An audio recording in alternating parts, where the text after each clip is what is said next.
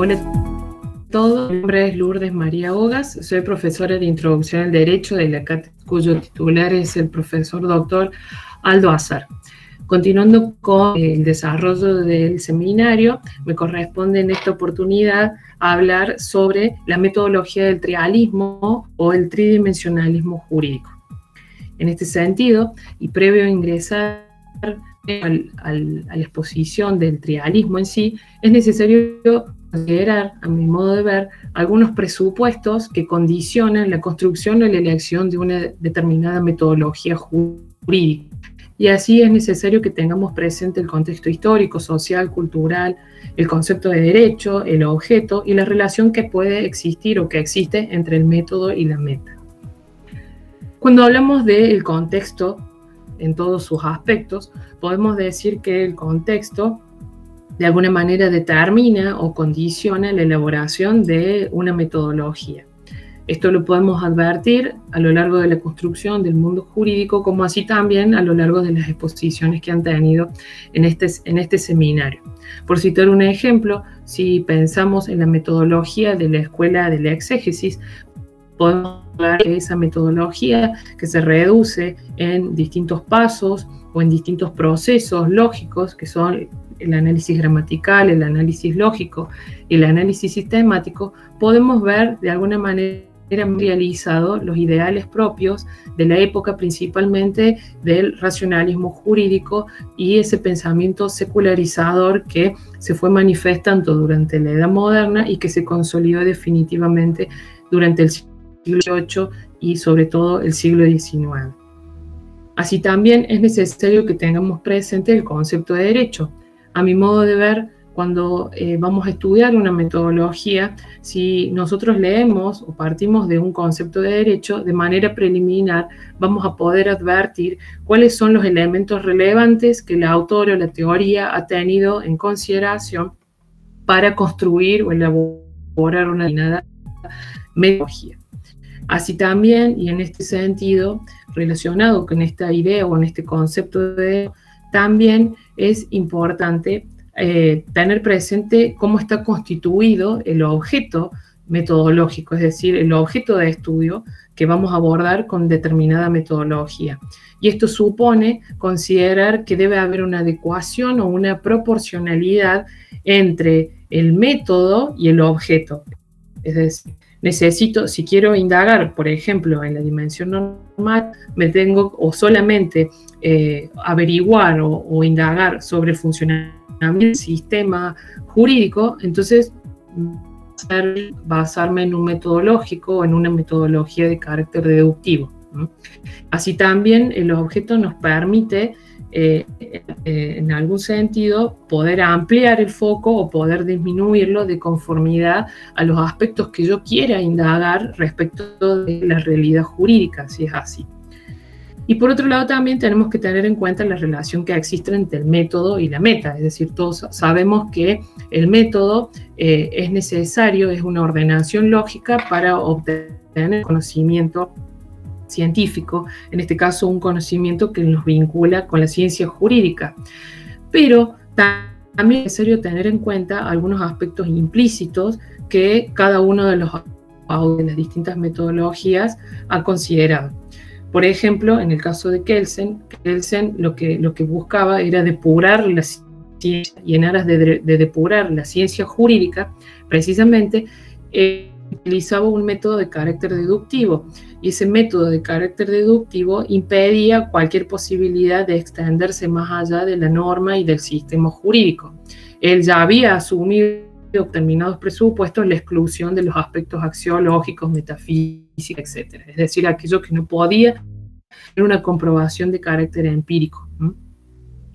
Bueno, habiendo aclarado, corresponde que ingresemos a la metodología del trialismo, y en este sentido tenemos que tener presente cuál es el contexto en el que surge esta metodología del trialismo, como habíamos dicho recién. El trialismo surge, digamos, a partir sobre todo de la Primera y de la Segunda Guerra Mundial, es decir, aparece como una forma de manifestar una necesidad de estudiar, de abordar el derecho, de replantear la ciencia jurídica desde una perspectiva de apertura. Es decir, no es solamente el derecho aquel que se identifica con la norma y el sistema jurídico, no es o no debería ser el derecho identificado en el contexto de un paradigma positivista que impida de alguna manera cortar o sectorizar el objeto de estudio sin ningún tipo de relación con la realidad ni con los valores, sino que es necesario, digamos, abrir el foco de estudio. Y esto se da principalmente porque la Segunda Guerra Mundial, en algún sentido, y bueno, todos los totalitarismos que se fueron dando, permitieron de alguna manera, en nombre del derecho, avasallar y violentar lo que hoy podemos considerar como derechos fundamentales o derechos humanos. Entonces, en este sentido, en nombre del derecho o en nombre de la voluntad del Estado o del legislador manifestado, proyectadas en esas normas jurídicas, se avasallaron y se atacaron los derechos elementales de muchos seres humanos. En este sentido, por ejemplo, podemos tener en cuenta este conjunto de leyes, algunas leyes que se dieron en el contexto del régimen de la Alemania nazi, que escondían o que tenían por base una ideología antisemita, es decir, una ideología absolutamente discriminatoria de los judíos. Así, por ejemplo, podemos advertir que comenzaron a surgir leyes que prohibían, por ejemplo, la admisión de niños judíos en las escuelas públicas, en donde se limitaba o se restringía la libertad de movimiento de los judíos, la imposibilidad de que las personas judías pudieran ingresar a los distintos establecimientos sanitarios. Pero también tenemos un conjunto de leyes que son llamadas las leyes de Nuremberg, dictadas en 1995, que lo que buscaban era, en algún sentido, determinar o establecer la ciudadanía de los alemanes, pero en función del linaje o en función de la sangre. Y así establecieron un régimen, como podrán observar, establecieron un régimen a partir del cual uno podía determinar el grado de contaminación de la sangre alemana por la vinculación con un judío y determinar así, digamos, cuál era el linaje de su sangre o, por decir así, la calidad de su sangre para ver si cotizaba para ser ciudadano del Reich. Entonces, fíjense que hoy en día parece absolutamente irrazonable e impensado hablar en estos términos, que estas leyes que vulneran de todas las maneras posibles los derechos que hacen al hombre. Entonces, a modo de ejemplo, digamos, es para hacer, digamos, más ostensible esta perspectiva o esta crisis en la que ingresan modelos jurídicos unidimensionales, justamente porque permitieron de alguna manera. Entonces, a partir de esto aparecen nuevos replanteos y por eso aparecen distintos autores. Esos autores, como por ejemplo Carlos Cosio en la década del 40, Goldsmith en la década del 60, Reale, por ejemplo, también en la década del 60 en Brasil, Fernández Cesarego también en Perú, también en la década del 60, es decir, un conjunto de autores, un conjunto de juristas, perdón, que comienzan a ver la necesidad de estudiar el derecho, abordar el derecho desde un aspecto mucho mayor, incluyendo así los aspectos fácticos o las conductas de las personas, como así también los aspectos axiológicos. Actualmente, el doctor Ciro Caldani, profesor de la Universidad de Rosario, se posiciona dentro de las teorías trialistas y de hecho ha profundizado en estas teorías y las ha ampliado. Entonces, otro de los aspectos que, como dijimos al comienzo, a tener en cuenta es el concepto de derecho, el objeto y la relación que hay entre el método y la meta. Y para esto me pareció por ahí más gráfico establecerlo o establecer una distinción entre dos autores del trialismo. Así, por un lado tenemos a Goldsmith y por otro lado a Carlos Cosio. En el caso de Goldsmith, por ejemplo, no un concepto de derecho. Goldsmith decide no ingresar, si se quiere, a la discusión de lo que el derecho es.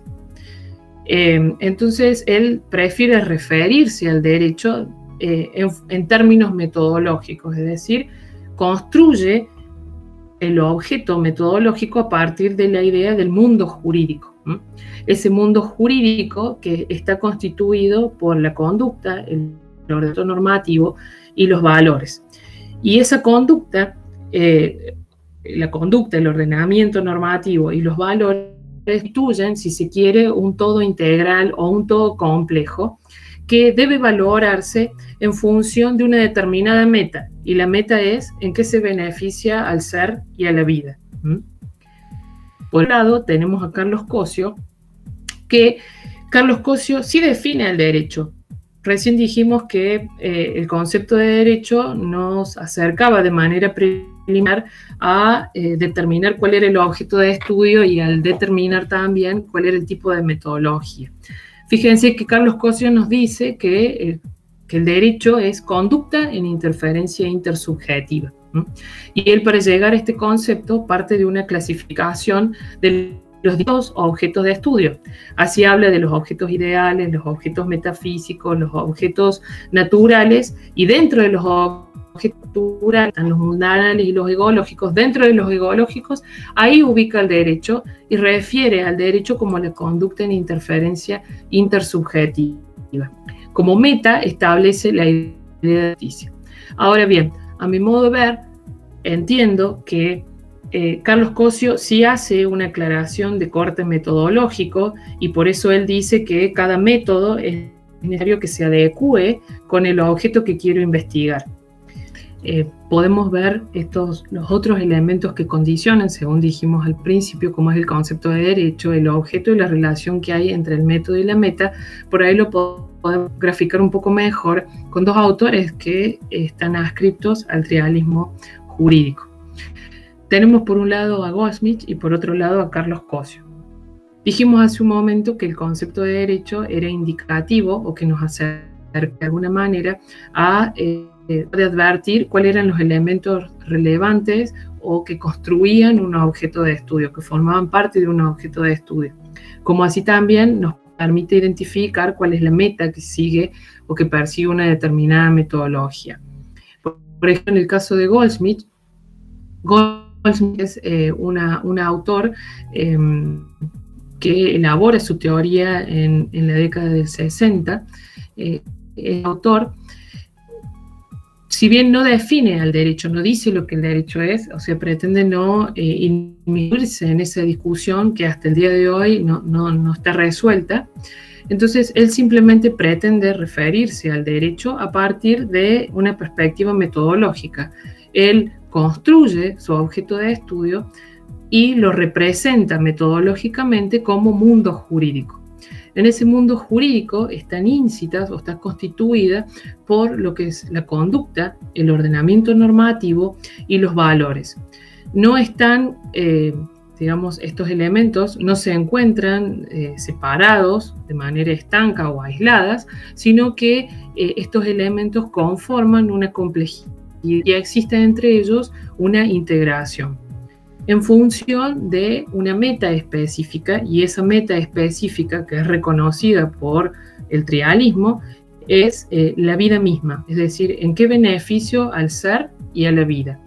En definitiva, esa construcción jurídica o ese objeto de estudio se encamina de alguna manera a dar explicaciones o a responder las determinadas necesidades que se le plantean a la vida de los seres humanos en el contexto de una realidad social y cultural, teniendo siempre como meta al valor justicia. Por otro lado, tenemos a Carlos Cosio. Carlos Cosio, por el contrario, sí define lo que es el derecho. Y él considera que el derecho es en interferencia intersubjetiva. Pero para llegar a este concepto, él parte de un análisis metodológico. Primero que nada, dice que para conocer es necesario identificar un objeto o identificar un conjunto de objetos. Es decir, es necesario identificar el objeto para poder predicar o para poder decir algo de ese objeto. Pero no es solamente eso, sino también que es necesario elaborar un camino o un método lógico que permita abordar proporcionalmente y satisfactoriamente un determinado estudio. Él clasifica los posibles objetos que él advierte en la realidad, que son los objetos ideales, los objetos naturales, los objetos metafísicos y los objetos culturales, dentro de los cuales ubica a los mundanales y a los egológicos. Y dentro de los egológicos, ahí ubica al derecho. Para llegar a esta decisión, hizo un análisis de cada uno de los objetos y determinó un determinado método para abordarlo de manera eficaz. En el caso del derecho, él considera que el método apropiado es el empírico dialéctico. Este método empírico dialéctico permite de alguna manera, a mi modo de ver, partir del protagonismo de la conducta humana. Entonces, desde el protagonismo de la conducta humana, los humanos, al ser parte de una realidad social y cultural, podemos experimentar el aspecto fáctico de las normas, como así también el aspecto axiológico. Y al participar de esa conducta y de esas relaciones con los hechos y con los valores, ejecutamos o llevamos a cabo un conocimiento por comprensión. Por eso él habla en definitiva de un método empírico dialéctico. Pero la relación que existe, por ejemplo, entre la conducta, el derecho y los valores, se derivan o se desprende del enfoque primordial o principal de la conducta. Esto es que el objeto de estudio para él son los hechos, son los valores, pero a partir de una derivación o a partir de un complemento de la conducta. Es, a mi modo de ver, pareciera ser que no hay un equilibrio como hay, por ejemplo, en el trialismo de Goldsmith. Goldsmith, si bien puede darle una prioridad, una preeminencia a alguno de las dimensiones, no subsume la realización de determinadas dimensiones a otra dimensión, sino que las puede jerarquizar. Aún así, lo que quería mostrarles con esto es esta relación y la importancia de tener en cuenta cuál es el conjunto de derecho, el objeto y la relación que hay entre el método y la meta. En este sentido, si nos vamos, por ejemplo, ya de lleno a la metodología del trialismo, tenemos que decir que algo estuvimos adelantando, pero la metodología del trialismo se estructura en función de 3 elementos básicos o 3 elementos madre que se integran de manera armónica, pero a la vez se integran de una manera compleja. La idea de complejidad también forma parte de los abordajes o de los análisis metodológicos actuales, sobre todo cuando reconocemos la existencia de un pluralismo metodológico. Sin ánimo, por supuesto, de ser, digamos, absolutista con respecto a lo siguiente, podemos decir que prevalece el método inductivo respecto de la dimensión sociológica. En cuanto a la dimensión normativa, es prevalente el método deductivo, y en cuanto a la dimensión dicaelógica, prevalece también el método intuitivo. Cuando hablamos de método intuitivo, tenemos que tener en cuenta tenemos que tomarlo como aquel conocimiento inmediato que surge frente a una determinada situación o frente a un determinado objeto de estudio, que no implica indagar en otro mecanismo o en un mecanismo adicional. Por ejemplo, si yo escribiera en este momento en la pantalla una suma de 2 más 2 y pongo igual, seguramente todos ustedes ya hubieran obtenido un nuevo conocimiento, que es decir, el resultado, es decir, 4, sin hacer ningún tipo sin recurrir a un mecanismo alternativo. ¿Por qué? Porque de manera intuitiva, o sea, casi de manera espontánea, obtuvieron ese conocimiento. En ese sentido, hacemos alusión al método intuitivo que se manifiesta en la dimensión de los valores, en la dimensión axiológica, porque si, por ejemplo, yo les digo el valor justicia, cada uno de ustedes tiene una representación casi intuitiva, por decir así, de qué significa la justicia, aun cuando yo no les esté graficando ningún tipo de hecho al cual aplicarlo. Es decir, que de manera intuitiva ustedes ya perciben un determinado contenido de un conocimiento. Entonces, estas tres dimensiones permiten integrar y componer lo que se llama el mundo jurídico dimensional. Goldsmith habla de una complejidad pura que es integrada. Contraposición, por decir así, de la teoría pura del derecho. Como queriendo decir que la suma o la amplitud del foco de estudio de lo jurídico no implica o no va en contra de la idea de pureza, ¿sí? Bueno, así, en este sentido, podemos decir que esta complejidad o este mundo jurídico que está integrado por estas tres dimensiones, vamos a hablar de la primera dimensión, que es la dimensión sociológica del derecho, y cuando estemos explicando las distintas dimensiones es necesario que tengan presente la idea de integración, ¿sí? Porque si bien a los fines de la exposición es necesario sectorizarlo, dividirlo, no significa que no estén presentes permanentemente el resto de las dimensiones. La dimensión sociológica. En el caso de la dimensión sociológica, el objeto de estudio, en definitiva, son conductas, es decir, aquellas manifestaciones, aquellos comportamientos que cumplen las distintas personas en el contexto de la realidad social y que luego se van a convertir en repartos. ¿Qué son los repartos?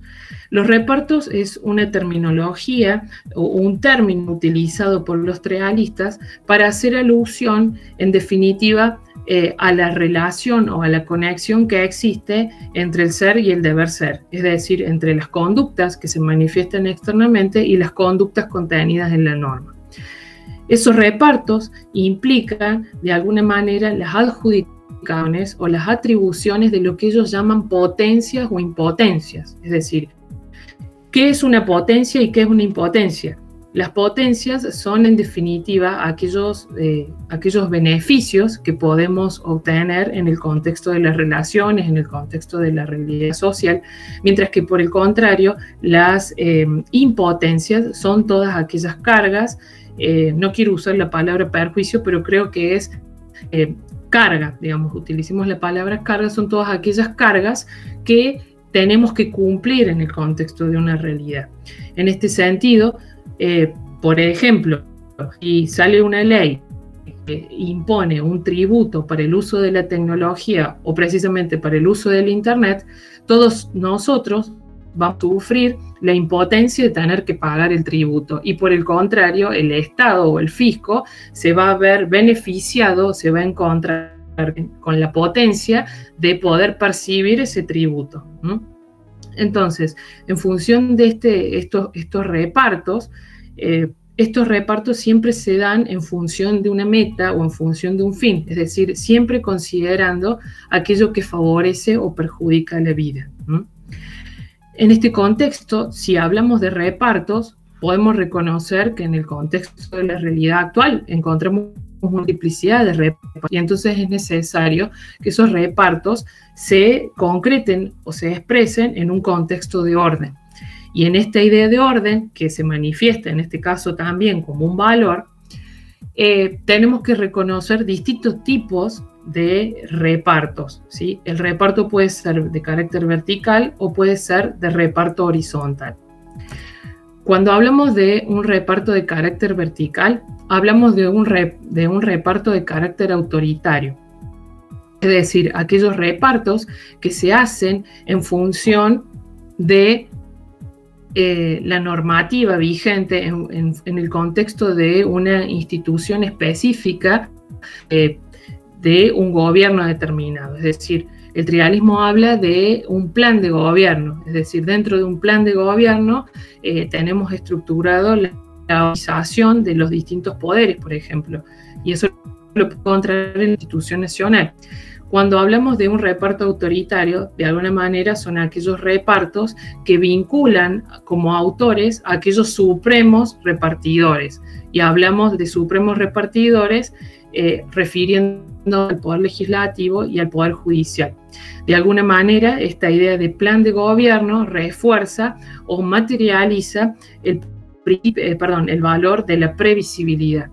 Entonces, ¿cuáles son los repartidores? En este caso, ¿quién tiene la autoridad para repartir? En este caso, aquellos que están legitimados legalmente para hacerlo, como es el Poder Legislativo y el Poder Judicial. Y la conducta aparece, digamos, como la fuente o la manifestación de ese reparto.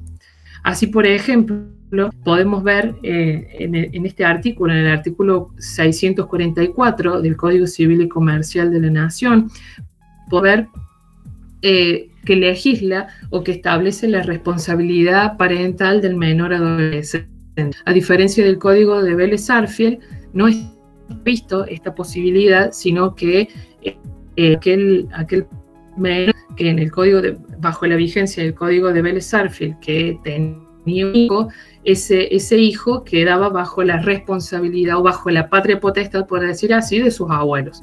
En este caso, en el código actual, el Código Civil y Comercial vigente, se reconoce al menor adolescente que ha tenido un hijo, se le reconoce y se le atribuye la responsabilidad parental.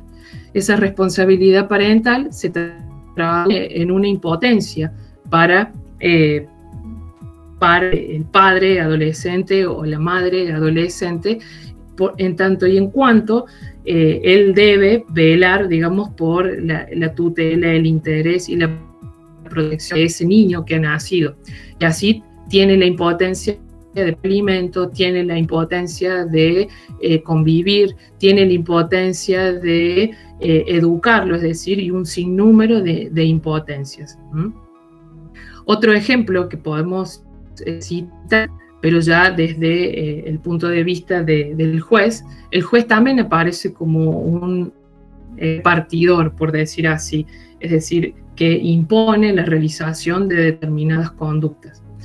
Así, por ejemplo, en una sentencia de desalojo, sabrán ustedes que el desalojo procede ante aquellas situaciones en donde, habiéndose pactado previamente o llevado a cabo un contrato de alquiler, una de las partes, por ejemplo, en este caso, no paga el alquiler.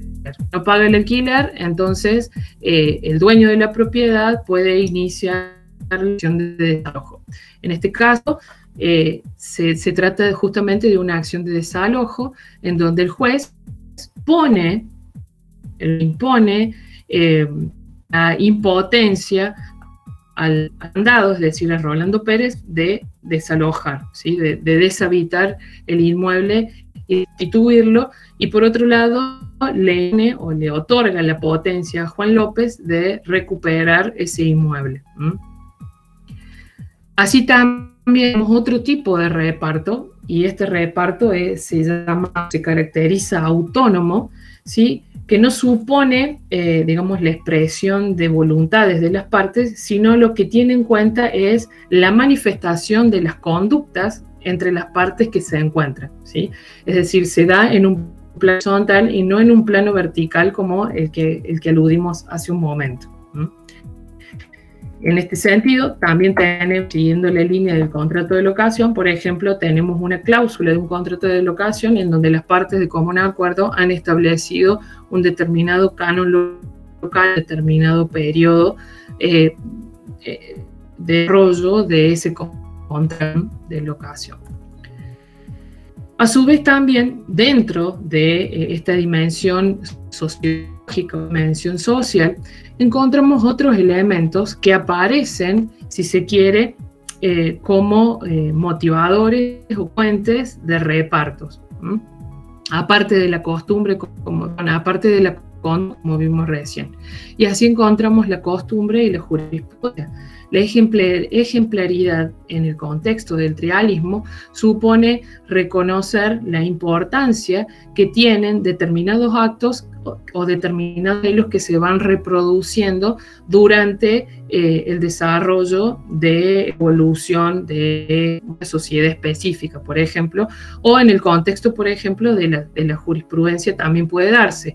Esto es cuando hay aspectos que han sido legislados específicamente y un tribunal superior, que puede ser el Tribunal Superior de Córdoba, la Corte Suprema de Justicia, fija un criterio específico que es imitado o en su razonabilidad por el resto de los tribunales inferiores. Así que también tenemos otro motivo de reparto distinto a la conducta de las personas en el contexto de la realidad, pero que no obedece a ninguna voluntad en concreto o particularizada, que son las llamadas distribuciones. Las distribuciones, es decir, son aquellos acontecimientos o aquellos fenómenos que de alguna manera la necesidad de determinados repartos. Y así podemos hablar de lo que es el medio ambiente o la naturaleza, los procesos de influencias humanas difusas, es decir, nuevos fenómenos jurídicos, o también del azar, esto es cuando las certidumbres científicas han entrado en crisis. Respecto del primer supuesto, es decir, respecto de la naturaleza o del medio ambiente, el medio ambiente, digamos, individualmente cada uno de nosotros no puede apropiarse del medio ambiente, sino que cuando hablamos de medio ambiente hablamos de un bien colectivo, es decir, todos tenemos un interés respecto de ese medio ambiente y todo lo que suceda o le pueda suceder al medio ambiente nos puede perjudicar en algún punto a cada uno de nosotros, sin que exista una relación de propiedad con él. Entonces, en este sentido es que dado el avance de distintos emprendimientos inmobiliarios, por ejemplo, en las sierras de Córdoba, por ejemplo, que han ido talando o han ido arrasando el bosque nativo, ese bosque nativo se ha visto en peligro.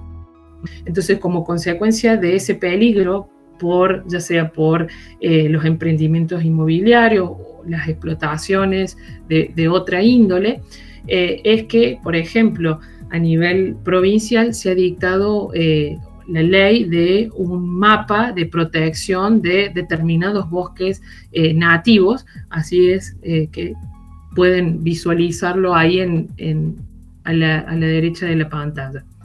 En definitiva, ahí tenemos un aspecto que no obedece directamente a la voluntad de cada uno, de alguno de nosotros, sino simplemente que es un hecho que acontece y que requiere cierta tutela o cierta protección.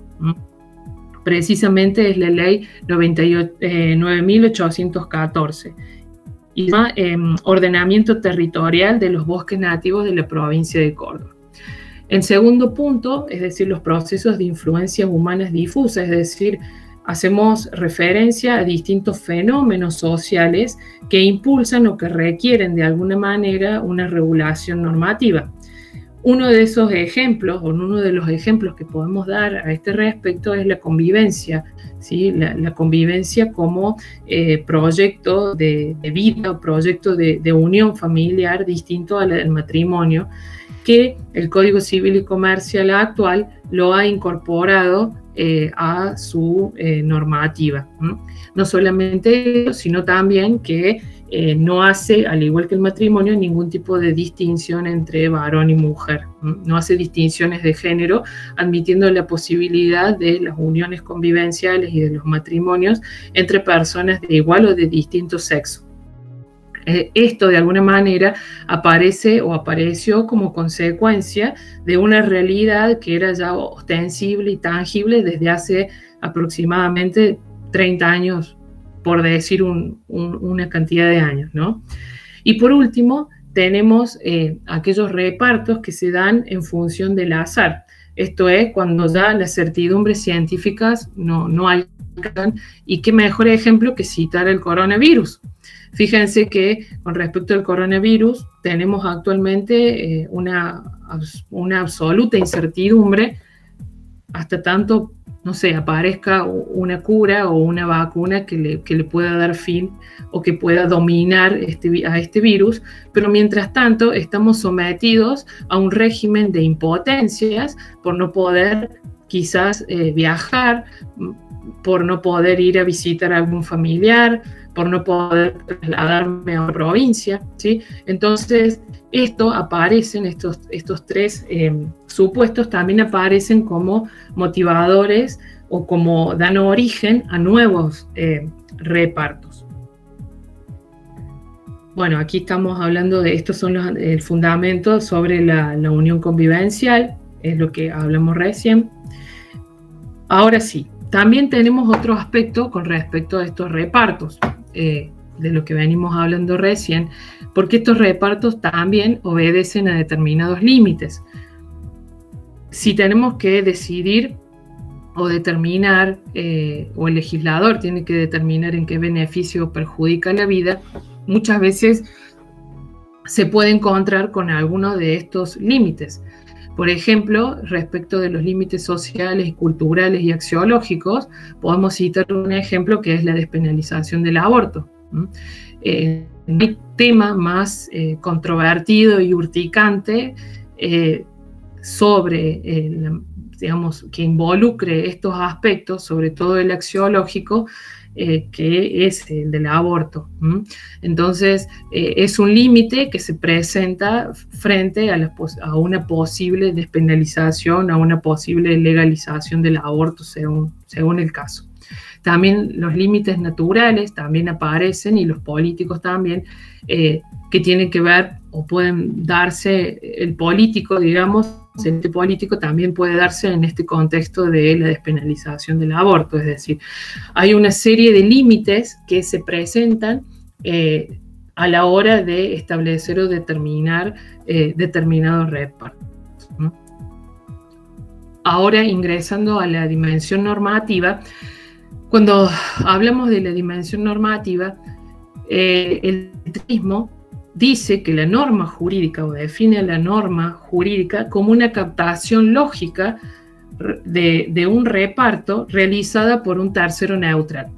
Y esto significa que, en definitiva, si los repartos los podemos advertir o los encontramos en el contexto de la realidad, la dimensión normativa lo que hace es contener de manera lógica o describir en la norma jurídica la voluntad del legislador. Cuando se advierte esta norma o cuando se advierte el carácter jurídico de un hecho, de dos maneras: por parte de un tercero o por parte del destinatario del reparto. Cuando es por parte de un tercero, por ejemplo, vamos por la calle y advertimos que un hombre en una moto le arranca la cartera a una mujer que va caminando por la vereda. Automáticamente nosotros, que somos terceros neutrales a esa situación, captamos lógicamente ese momento y advertimos que se trata de un robo. Entonces hacemos una captación lógica de un reparto y somos terceros neutrales en esa situación y le damos la connotación jurídica que corresponde.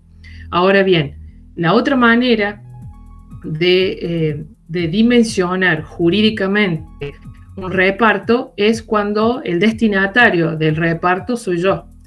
Por ejemplo, si un juez a mí me impone la obligación de restituir el inmueble, en el caso del desalojo que hablamos ahí, entonces, o que dimos de ejemplo hace un momento, entonces sobre mí cae el carácter imperativo de ese reparto. Entonces yo lo vivo como una imperatividad, ¿sí? Como una obligación. Entonces, aquí abajo, bueno, está el ejemplo de delincuente, o también, bueno, puse el dibujo, porque en definitiva, si podemos advertir el dibujo de la familia, también podemos captar cuáles son las responsabilidades parentales que se pueden derivar de los padres con respecto de los hijos. Estas normas jurídicas que dijimos recién son captaciones de carácter lógico, supone o respeta una estructura que es similar a la estructura o igual a la estructura que establecía Kelsen, es decir, de un antecedente y un consecuente, con la salvedad de que existe desde el trialismo una relación entre el deber ser y el ser. Esto significa que existe una relación permanente entre lo que ha captado el legislador en la norma de manera lógica y esa realidad en donde se manifiesta o se expresa el reparto. A su vez también las normas aparecen como la descripción de la voluntad de ese legislador. En este caso, podemos decir que hay una interacción entre la dimensión social y la dimensión normativa. Y aquí también aparece otro elemento que tiene que ver con el reparto proyectado por el legislador y, por otro lado, el reparto realizado. Cuando hablamos de reparto realizado, hablamos específicamente de las tareas de interpretación y de aplicación del derecho, que en este caso supone, en definitiva, hacer una valoración completa, es decir, no solamente tener en cuenta el aspecto fáctico y el aspecto normativo, sino también el aspecto axiológico a la hora de determinarlo. Ciuro Caldani, por ejemplo, amplía el aspecto de la relación del derecho reparto realizado, incluye, por ejemplo, elementos que van más allá de lo jurídico y que involucran, por ejemplo, la argumentación jurídica y la idea de síntesis, porque a partir de la argumentación jurídica yo puedo introducir elementos o argumentos que me permiten sostener una decisión aún en contra de una norma escrita, valiéndome, por ejemplo, de solamente la dimensión axiológica o la preeminencia de un valor por encima de una norma escrita, por ejemplo.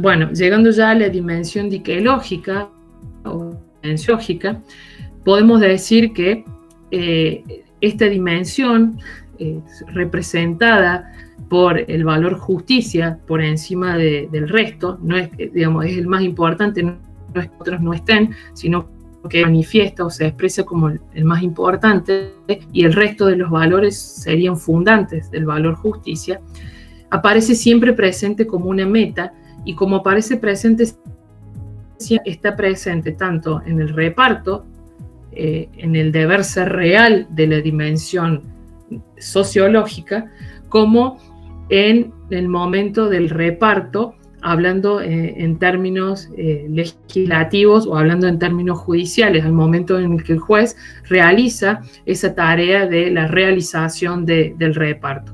Está presente en ambas dimensiones. Por eso aparece aquí también como una meta, es decir, en qué se beneficia al ser y a la vida. El valor justicia, según Goldsmith, tiene una visión pantónoma, es decir, abarca la totalidad de los repartos y abarca la totalidad de las captaciones lógicas de esos repartos. En definitiva, si tuviésemos que encontrar un equivalente a ese valor justicia desde el trialismo, sería la idea del bien común, es decir, se busca en definitiva por medio de los repartos y las captaciones lógicas de los repartos procurar o garantizar el bien común.